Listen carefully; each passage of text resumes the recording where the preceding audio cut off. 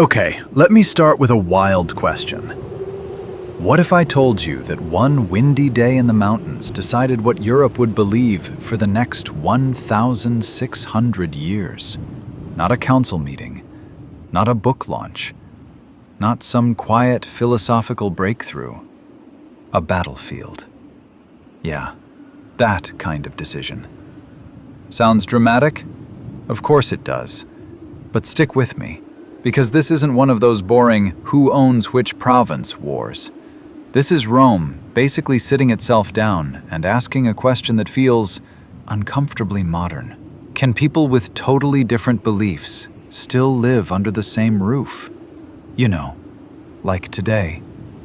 Different values, different worldviews, same society. And you know what Rome does with that question? It doesn't debate it. It doesn't vote on it. Rome sends in the army. I am Theodosius I, Emperor of the Eastern Roman Empire. A soldier before I was a ruler. A Christian by conviction, not convenience. I did not inherit a peaceful world. I inherited an empire pulled apart by fear, faith, and ambition. Some call me a destroyer of tradition. Others call me Rome's last true emperor. I call myself a man forced to choose, because an empire cannot live forever in disagreement. All right, now let me drop you into the scene. It's the year 394. Picture a narrow alpine valley, a cold little river, steep hills on both sides, and a nasty wind that just will not cooperate. Honestly, it's the kind of place you'd hate to get stuck with bad cell signal, let alone fight a war. Which immediately makes you wonder, why here? And the answer is annoyingly simple. History doesn't care about comfort. It cares about decisions. On one side stands Theodosius. On the other, Eugenius. Another Roman. Not a foreign invader, not a barbarian warlord. A Roman backed by senators, generals, and people who still honor the old gods. And here's the key thing. They don't see themselves as villains. They honestly believe they are defending Rome, its traditions, its memory, its way of life. Old faith versus new certainty. Pluralism versus unity. If this were happening today, it wouldn't just be politics. It would be culture wars, identity fights, belief clashes, all rolled into one endless argument on every screen you own. And separating these two worldviews? A stream. Seriously, a small, unimpressive river called the Frigidus River. And you know what's unsettling about that? Empires almost never change at famous landmarks. Not at capitals, not at palaces. They change in places like this. Cold, narrow, forgettable, until they aren't. So let me ask you something. And yeah, this one matters. Do you know what a battle of gods actually looks like? Because if you don't, welcome to the podcast. Battles that shaped Europe. We shall never surrender! This is the Battle of the Frigidus River, 394 CE.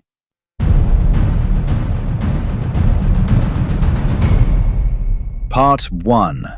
The World Before the Battle. All right, let's rewind for a second and pick the story up where we left Rome last time.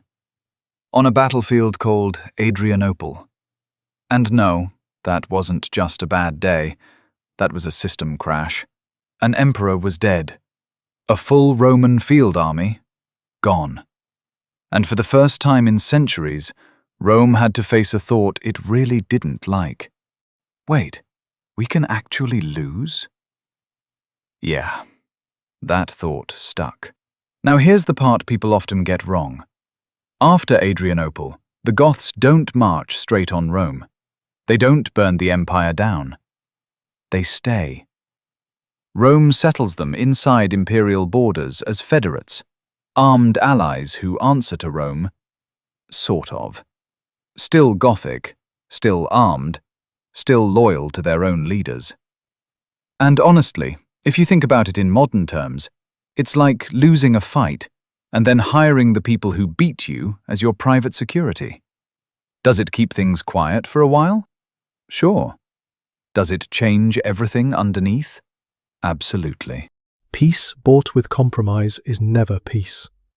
An empire that cannot command obedience will soon beg for mercy. Allies who keep their own gods, their own leaders, their own loyalties, they are guests today. Tomorrow they will demand more. And the Goths aren't the only ones watching this. Other tribes are paying very close attention. They see Rome negotiating instead of commanding, settling instead of conquering. And behind all of this movement, like a slow, unstoppable pressure wave, are the Huns. Not empire builders yet, not city takers, just pressure. Fast riders, unpredictable violence, enough terror to make everyone else start moving. So the Goths move because of the Huns. Other tribes move because of the Goths. And Rome? Rome just stands there, trying to absorb the shock. Scourges do not appear without purpose. God moves nations as he moves storms and droughts, to humble the proud. Rome is not punished for strength. It is corrected for arrogance. By the late 4th century, Europe feels restless. On maps, borders still look solid. On the ground, not so much. Roman armies are now packed with non-Roman soldiers. Commanders rise because of loyalty, not old family names. And, to be fair, Rome adapts. Adaptation is how it survived for centuries. But here's the catch. Every adaptation blurs the answer to one uncomfortable question. What does Roman even mean anymore? Is it citizenship, language, military service, or belief? Because while the empire is becoming more diverse in people, it's becoming less tolerant in religion. And that tension, that's new. An empire must know what it is. A body with too many wills tears itself apart. Law, command, and faith must speak with one voice, or none will be heard. Inside the empire, the split keeps widening. The East is richer, more urban, more stable, and increasingly Christian. The West is poorer, heavily militarized, dominated by old aristocratic families who remember a very different Rome. Temples still stand. Rituals still happen. The old gods still have powerful friends. But the laws are changing. Privileges start flowing toward Christians. Public pagan worship gets restricted. What used to be tradition now feels like something you have to defend or apologize for.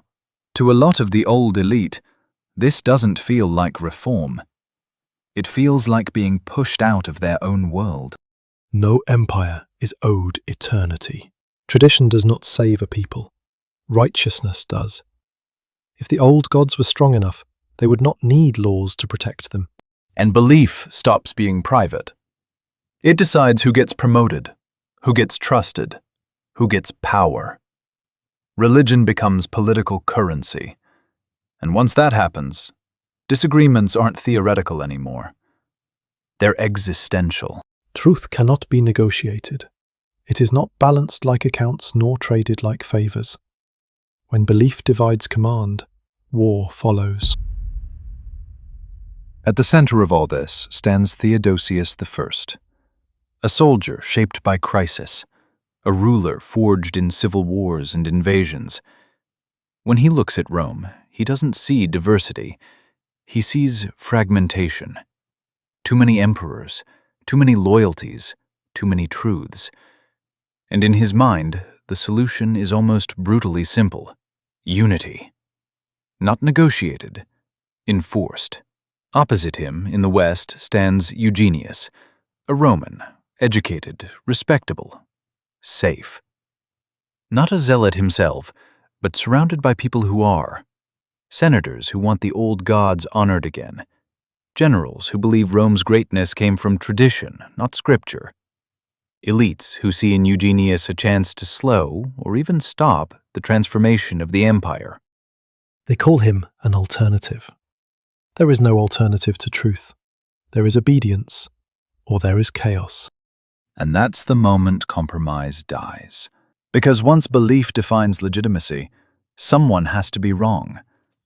So when two Roman armies start marching toward the Alps, this isn't just another civil war. It's a collision between two ideas of civilization. Barbarians press from the edges, Huns stir the east, and Rome, tired, anxious, divided, turns inward, toward a narrow valley, toward a cold river, toward a battle that won't just decide who rules, but what Rome, and Europe after it, will believe.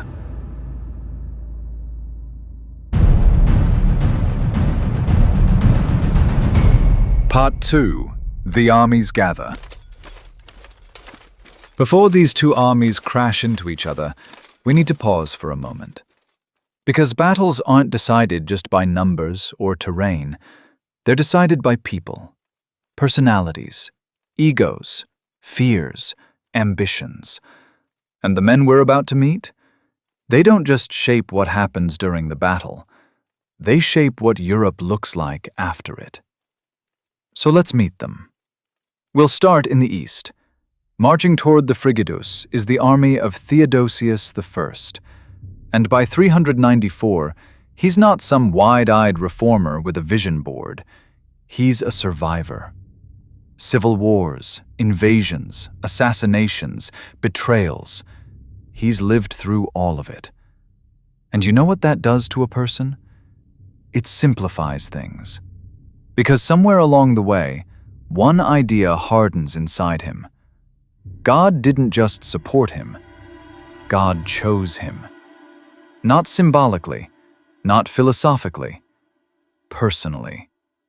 To Theodosius, Christianity isn't just belief, it's structure, hierarchy, clarity. In a world he sees falling apart, diversity doesn't look healthy. It looks dangerous. An emperor does not choose his age. He chooses how to answer it. God did not place me here to preserve confusion, but to end it. Rome must stand for something, or it will fall for anything. But here's the thing. Theodosius doesn't fight alone. Standing beside him is a man who represents Rome's future, whether Rome likes it or not. Stilicho. Half barbarian by birth, completely Roman by career. He understands Federate troops because he isn't afraid of them. He knows how to command men who don't share language, culture, or ancestry. Only pay. Only purpose. In another century, a man like this never rises. In this one, Rome can't survive without him. God raises servants from unexpected places. Blood does not decide loyalty, obedience does. A man who serves order serves God's will. And among those Federate troops is someone you should quietly file away in your memory. A Gothic commander. Young, ambitious, very observant. His name is Alaric. Right now he fights for Rome, for pay, for status, for survival. But don't miss what's really happening here. Alaric is learning how Romans command, how Romans fight civil wars, how Romans treat allies when things get desperate. And trust me, he remembers everything. Now let's cross the valley. Same empire, same uniforms, very different idea of Rome. Waiting on the defensive ground is the Western Army, officially led by Eugenius. He's respectable, educated, calm, the kind of man senators feel comfortable standing behind. He's not a great general. He's not a visionary. And that's exactly why he was chosen. He feels safe, a symbol emperors hide behind when sharper men hold the real power. A crown without command is only ornament. Rome has bled enough for symbols. Because the real power in the West doesn't sit on a throne. It sits in a general's tent. And that general is Arbogast. Hard, cold, exceptionally good at war. A Frank by birth, Roman by discipline. Arbogast understands civil war better than almost anyone alive. He controls the army. He chooses the ground. He prepares the trap. To him, faith is irrelevant. Strength wins wars.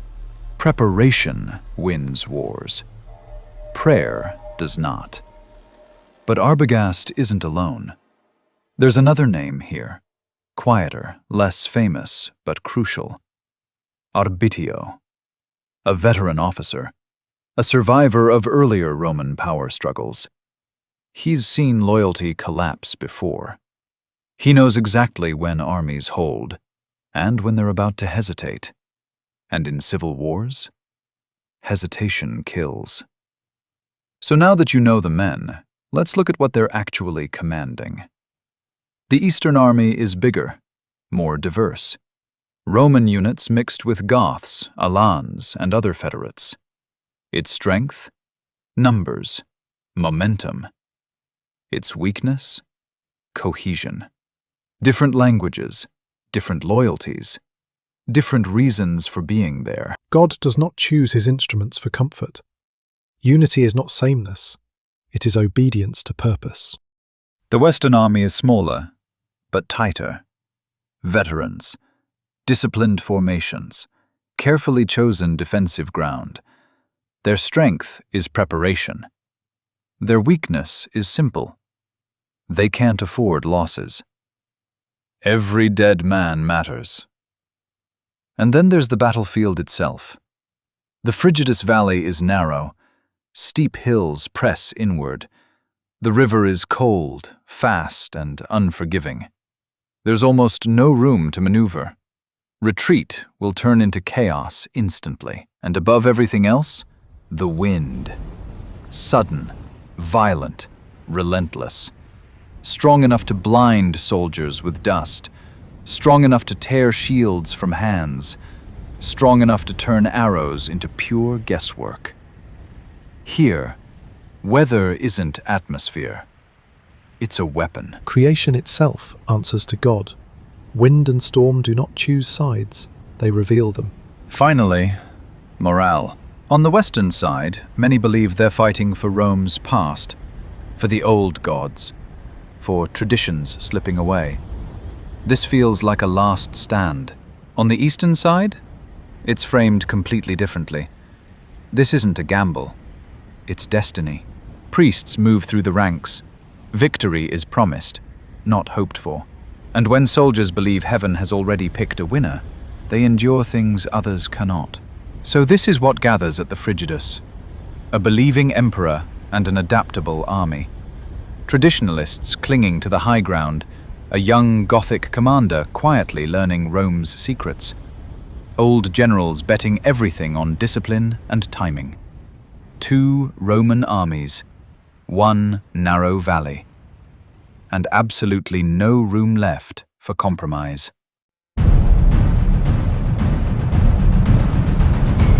Part 3. Into the Fray. All right, here's how the day actually begins. No horns, no dramatic speeches, no heroic soundtrack. Just wind. And not a gentle breeze either. This thing slams into the valley like it's late for something. Cold, violent, impatient. It yanks at cloaks, snaps standards, and howls so loudly that orders die the second they leave a commander's mouth. And then, somehow still shocking every time you hear it, Rome advances on Rome. The Eastern line moves first. They have to. Across the river, uphill, straight into prepared defenses. No clever maneuvering, no elegant flanking, Theodosius commits his men the simplest way possible. Forward, shield to shield, body into body. This isn't chess, it's a weight test. And when the lines collide, it's chaos. Shields slam together, spears stab blindly, men scream in Latin, in Gothic, in languages nobody bothers to identify anymore. The valley squeezes everything tight. No space, no air, no easy way out. Forward! Close ranks!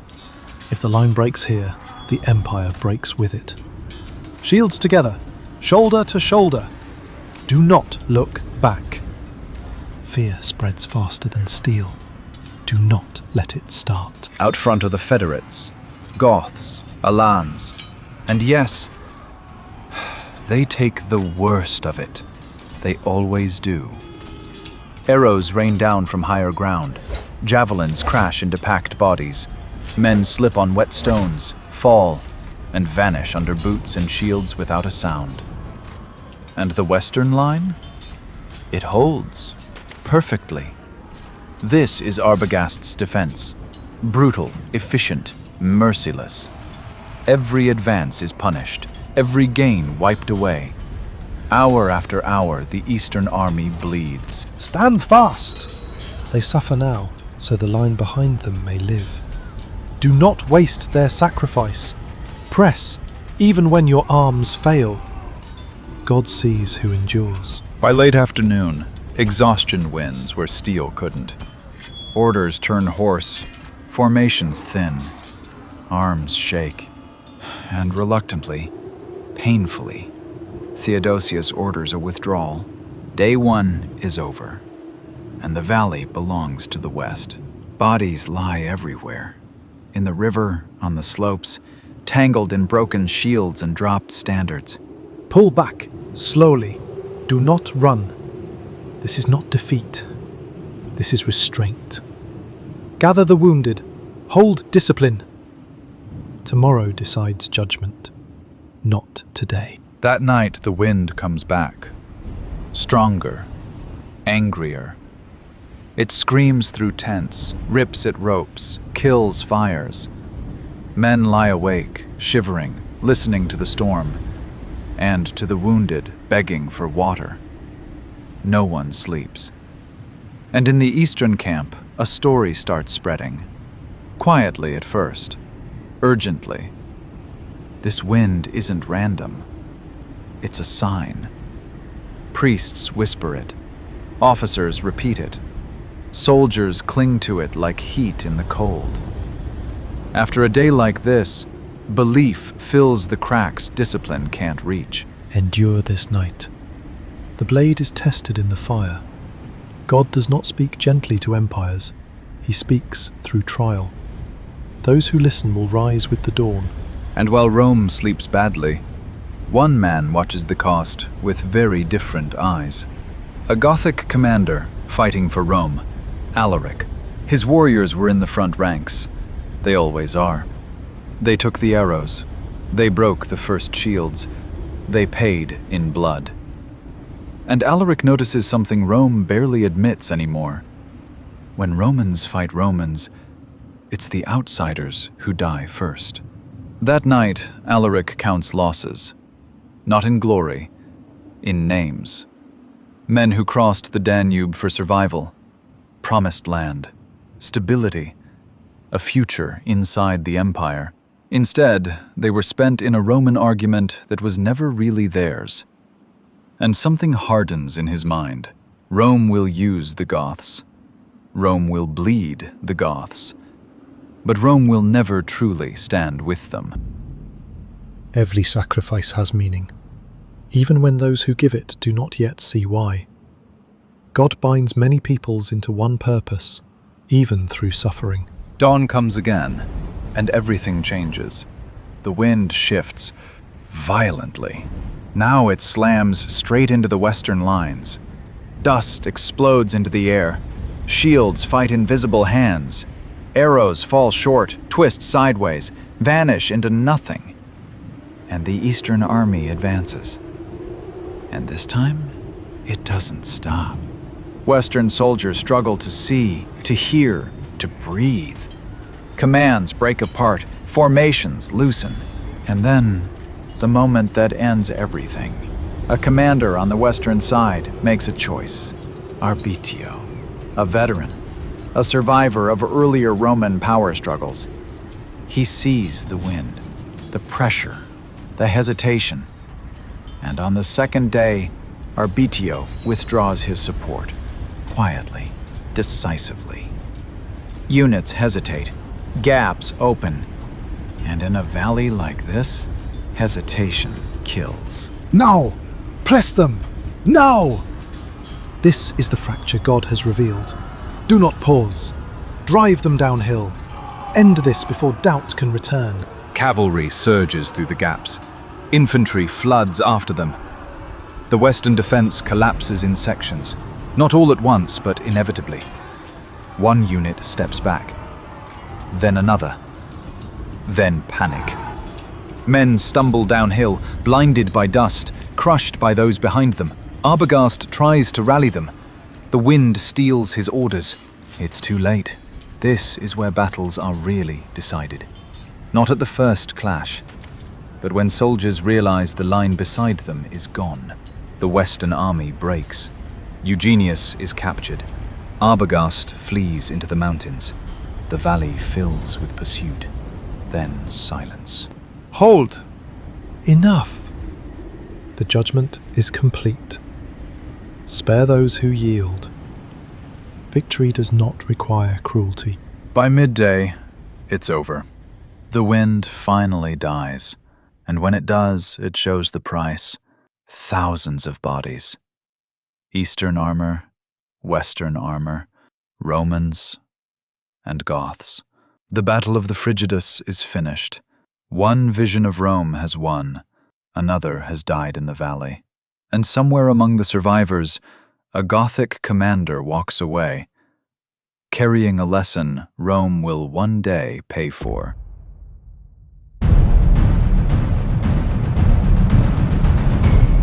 Part 4. The Price of Victory. Here's the strange thing about the Battle of the Frigidus. It doesn't end with cheering. No victory parades, no sense of relief. When the wind finally leaves the valley, it doesn't feel like peace arriving. It feels like someone turning the lights on. Bodies are everywhere. In the river, on the slopes, in formations that were supposed to be Rome's future. This isn't just the end of a battle. It's a hard reset. The immediate outcome looks simple on paper. The winner is Theodosius I. For the last time in history, one man rules the Roman Empire as a whole, east and west, under a single crown. Sounds impressive, right? And it is. For about 5 minutes, because this unity is brief, fragile, held together more by exhaustion than strength.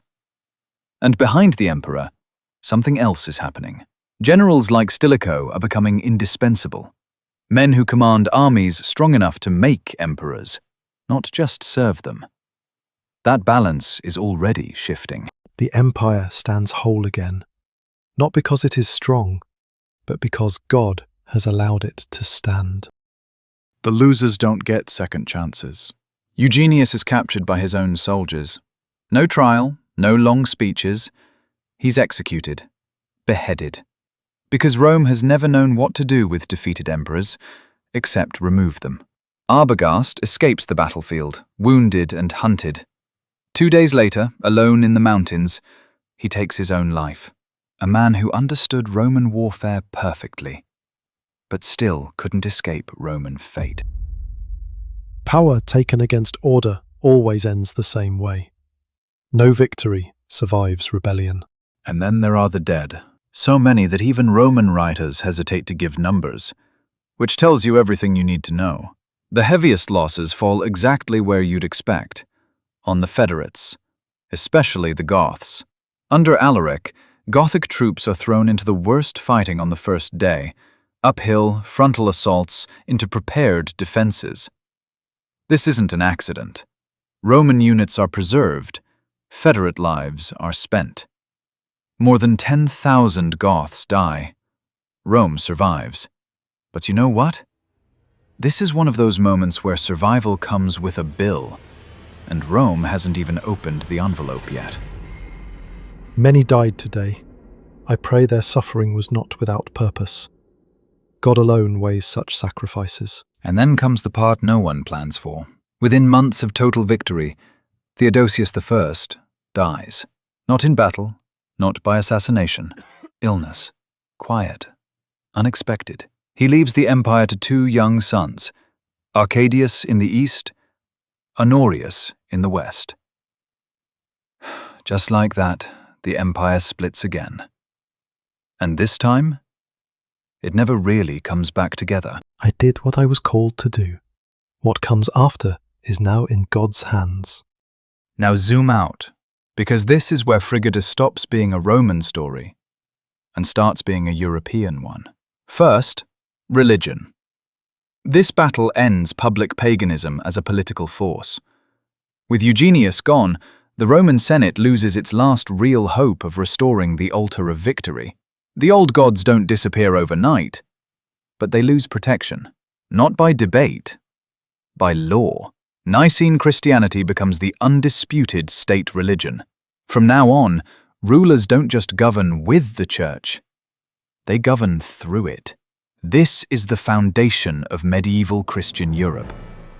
The empire has chosen its faith. From this point forward, God and law will walk together. Second, the army. This civil war drains Rome's professional forces so badly that the empire becomes dependent on Germanic soldiers just to function. And men like Alaric draw the obvious conclusion. If Gothic blood is cheap, Gothic loyalty won't last. Within a single generation, that realization leads straight to the sack of Rome in 410, not by accident, by calculation. I won the battle, but perhaps I planted something darker in its place. I brought unity, yes, but at what cost? I see now that the sword can end division, but it cannot teach trust. Third, the permanent divide. After Frigidus, the split between East and West hardens. The West, Latin-speaking, aristocratic, increasingly fragile. The East, Greek-speaking, bureaucratic, and far more stable. What starts as politics slowly becomes theology. Catholic West, Orthodox East. A fault line you can still trace on a map today if you know where to look. Empires divide when men cannot agree. Faith will endure longer than any border. And this is how the Battle of the Frigidus shapes the Europe we know. It helps create the idea of the Christian West, an identity that survives even after Roman government collapses. It weakens imperial borders just enough for new kingdoms to grow. Franks in Gaul, Visigoths in Spain, Ostrogoths in Italy, and that line drawn after 395? It runs uncannily close to later European divides, medieval frontiers, cultural boundaries, even modern political fault lines. Frigidus leaves no monuments, no great city, no triumphal arch. What it leaves are consequences. A battle that crowned a faith, emptied an empire, and quietly designed the Europe that followed.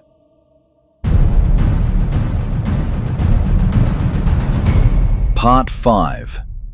Echoes from the Past. Here's the thing about the Battle of the Frigidus. It doesn't fade the way most ancient battles do. It hangs around. Not because we've figured it all out, but because it lives right in that awkward space between what happened and what people needed to believe happened. This is one of those moments where history and faith get so tangled, you can't really pull them apart without tearing something. And everything, absolutely everything, starts with the wind. Every ancient source talks about it, every single one. A sudden, violent gale ripping through the valley on the second day, freezing, blinding, strong enough to throw dust into faces and turn arrows into useless guesses. Christian writers don't hesitate for a second. This is divine. This is God stepping in. Modern science shrugs and gives it a name: the borer, a katabatic wind that still blasts through this region today. So, natural? Yes. But imagine you're exhausted, half-blind, terrified, watching your line collapse. Does that feel like weather? Or does it feel personal? I saw fear change sides. Men who stood firm the day before suddenly doubted the ground beneath their feet. If God speaks through creation, this is how empires hear him. And the wind isn't the only story people tell. Before the campaign, Theodosius I is said to have sent envoys, not to generals, not to politicians, but deep into the Egyptian desert, to a hermit named John of Lycopolis. According to later writers, the monk predicted a victory: bloody, costly, but decisive. Can we prove that actually happened? Nope. But here's the thing: belief doesn't need footnotes to work. After that disastrous first day, a prophecy like this becomes fuel. After defeat, men look for meaning. Faith does not remove fear, it gives fear a direction. Some stories get darker. Ancient poets claim the killing was so intense that bodies clogged the river, that the Frigidus ran red for days. Is that literally true? Probably not. But that's not really the point. What it tells us is how people remembered the battle. Not as controlled violence, not as strategy, but as excess. Rome tearing itself apart. No victory feels clean after a civil war. When Romans kill Romans, even triumph tastes bitter. And then there's one of the great ironies of Frigidus. The pagan enemy emperor, Eugenius, was probably a Christian himself. He wasn't fighting against the faith. He was fighting with the backing of Rome's pagan elite. Later Christian historians simplify the story, because of course they do. They need symbols, clear sides, good guys and bad guys. So Eugenius becomes the pagan, and Frigidus becomes a holy war. Reality, as usual, refuses to cooperate. History prefers clarity. Men prefer banners and names. Truth is rarely that obedient. So what can we actually see today? The battle happened in what's now western Slovenia, in the Vipava Valley near Ajdovština. You can still walk among the remains of Castra ad Fluvium Frigidum, a Roman fort that probably worked as a supply base. Up in the mountains is Ad Pirum, today called Hrušica. Archaeologists found burned defenses, scattered coins, signs of desperate fighting. Which tells us something important. This wasn't one clean battlefield. It was a grinding push through narrow gates into Italy. Empires fall and are saved at narrow places, where retreat is impossible and choice becomes destiny. Above the village of Vrpolje stands a stone marker and a large cross. Local tradition says this is where Theodosius prayed through the night before the final assault. Is it exact? Almost certainly not. But memory doesn't need GPS coordinates. It needs meaning. Men remember places where decisions felt final. Whether or not I stood there, the choice was real. And the valley today? Honestly, beautiful. Vineyards, quiet roads, people tasting wine, not fearing arrows. But the wind still shows up. The bora, burja as locals call it, can still hit terrifying speeds, sometimes over 200 kilometers per hour. Stand there in winter, and suddenly the ancient accounts stop sounding dramatic. You get it. You understand why soldiers thought heaven itself had entered the fight. Time softens ground, but not memory. The land remembers what men forget. Frigidus also refuses to leave culture behind. It shows up in novels like The Last Pagan, in modern studies like The Battle of the Frigidus River AD 394, and even in strategy games like Total War Attila, where players once again decide the fate of gods and empires. Historians keep coming back to it too, as the moment the Western Roman army bled itself past the point of recovery. So what really echoes from the Frigidus? Not certainty, not peace. Wind, prayer, blood. Stories shaped by need. A battle remembered not just for what happened, but for what people needed it to mean. Because Frigidus sits right at the crossroads of fact and faith. And Europe, the Europe that followed, was built in exactly that same place.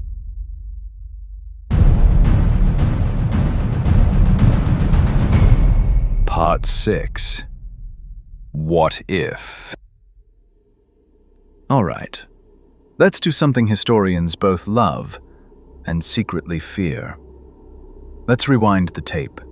Because if the Battle of the Frigidus had gone the other way, if Arbogast had held the line, if Eugenius had survived, we wouldn't just be talking about a different emperor.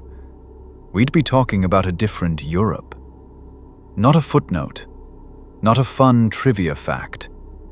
A fork in the road. A change in the DNA of Western civilization itself. Start with the immediate aftermath. No miracle wind, no sudden collapse, no story about heaven picking sides. In that version of events, Theodosius I probably doesn't walk away. Captured. Killed. Either way, the war ends fast, and suddenly, the West belongs to Eugenius. Not as a rebel, not as a usurper, but as the legitimate Roman emperor. If I had fallen there, Rome would still have stood. Just not as I believed it must. The first thing you'd notice? The altar of victory is back in the Roman Senate. Publicly. Symbolically. Almost defiantly. Not because everyone suddenly rushes back to Jupiter and Mars, but because the state stops choosing sides. The message is clear. The old gods still belong. Christianity is influential, but not untouchable. Rome becomes officially plural again. And honestly, that one change ripples everywhere. Politically, the empire settles into a new normal. 2 empires, 2 cultures. A Latin-speaking, tradition-friendly West, a Greek-speaking, openly Christian East. They don't reunite. They compete. Sometimes with armies, but more often with ideas. The church stays powerful, but checked. Bishops argue with emperors and lose. Christianity still grows, just not as the only voice in the room. Faith without authority must persuade. Authority without faith must rule. That balance would have changed everything. Now look at the army, because this part matters more than people realize. In our timeline, Frigidus bleeds Rome's best forces dry. In this alternate world, Arbogast wins and keeps them. Veteran legions stay intact. Borders stay guarded by professionals, not emergency allies. And that changes one man's entire future. Alaric. Here, he doesn't become Rome's avenger. He either dies at Frigidus or stays a minor commander inside a still-functioning system. No sack of Rome in 410. No moment where the eternal city is symbolically broken. The fall of Rome becomes slow, administrative, managed. Less apocalypse, more transformation. And now we reach the long game. Religion. In our Europe, Christianity becomes the backbone of identity. In this other Europe, it competes. Temples stay active. Philosophy schools thrive. Local cults exist right alongside churches. Europe doesn't turn into medieval Christendom. It turns into a mosaic. Think less one truth for everyone, and more like modern India or Japan. Layered traditions, shared space, no single sacred authority. Unity gives strength, but plurality gives endurance. History chose one. It might have chosen the other. And without a collapsed Western Empire, there's no power vacuum for the Church to step into. No Holy Roman Empire. No Charlemagne crowned by a pope. No crusades launched in God's name. No Protestant Reformation, because there's no monolithic church to rebel against. Europe still fights wars. Of course it does. But they're political, not cosmic. Belief matters. It just doesn't rule everything. Even language drifts further apart. Latin West and Greek East stop seeing each other as cousins. They become rivals. Two civilizations, two memories of Rome, two different futures. The fracture runs deeper than religion. It becomes identity itself. So imagine walking through Europe in 2025, this other Europe. Rome's skyline dominated not by cathedrals, but by vast, living temple complexes. Public life shaped more by civic duty and hierarchy than guilt and salvation. Politics framed around law and stoicism, not sin and redemption. And somewhere near the old Frigidus line, a hard cultural border still cuts through the continent, older than the Iron Curtain, older than modern nations. Empires fade, but the choices they make outlive their stones. And that's what Frigidus really was. Not destiny, a decision. One wind, one collapse, one victory interpreted as truth. Europe chose one path and kept walking it for 16 centuries. But it could have chosen another. And once you see that, history never feels inevitable again. Let's circle back to the question we opened with. Do you know what a battle of gods actually looks like? It looks like this. Not priests arguing, not philosophers debating, not councils voting. It's one army standing over another on a battlefield. At the Frigidus River, the old gods lose their last real grip on power, and one faith steps forward into authority, not by persuasion, not by patience, by victory.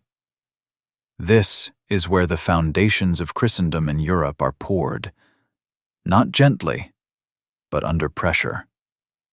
And Rome thinks it has chosen order, but what it's really done is pick a direction where faith and power lock together, where belief can be enforced, where loyalty is measured not just by service, but by usefulness. That choice doesn't end at Frigidus. It echoes. I am Alaric, king of the Visigoths. We fought for Rome. We died for Rome. For a god that was not ours. For an empire that never cared for us. We gave everything. Rome gave nothing. That day I learned the bitter truth. They only remember you when they still need you. And for Stilicho, my friend, listen well. The thicker the hay, the more easily it is mowed. 16 years from now, that lesson reaches the walls of the Eternal City, not with legions, not with a civil war between emperors, but with an army Rome once called allies. So let me leave you with one last question. And yeah, this one matters. Do you want to know how the center of the universe became a graveyard in just 72 hours? Then listen. Battles that shaped Europe. Sack of Rome, 410 CE.